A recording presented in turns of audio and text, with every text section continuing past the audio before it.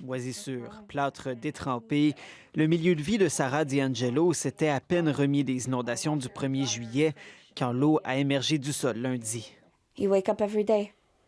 Te réveiller toujours dans le matin et te dis, je recommençais une autre fois. Je travaillais à la sofa, dans le kitchen. You just try. Elle est exténuée. C'est la troisième en l'espace de 3 ans. Et maintenant, dès qu'une fine pluie tombe, We're scared, all of us. I want to be able to not be in fear every time it rains. l'anxiété ronge Sarah et ses voisins.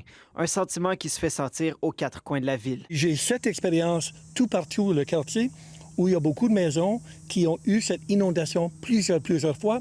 Et pour moi, ça me dirige à demander pourquoi. Ici, à Kilmorey Crescent, les égouts n'ont pas été renouvelés peut-être depuis les 50. La ville d'Ottawa n'investit pas assez du tout dans l'infrastructure. Il est difficile de mettre le doigt sur la cause exacte de ces sinistres répétés dans chacun des quartiers touchés. C'est différent pour chaque communauté. Et le problème est bien souvent très complexe. La Ville espère trouver les réponses à ces questions dans une étude qu'elle a commandée après la tempête du 1er juillet. Beaucoup de raisons possibles.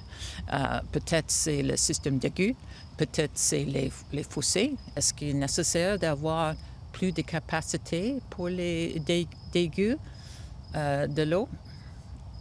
Je ne suis pas certain, mais c'est nécessaire d'avoir une investigation. Ce seront les résultats de cette étude qui vont déterminer quelles sont les prochaines étapes afin de rendre les rues de la Ville d'Ottawa plus résilientes à ces fortes pluies qui risquent d'arriver de plus en plus souvent, comme le souligne Mme Kavanagh.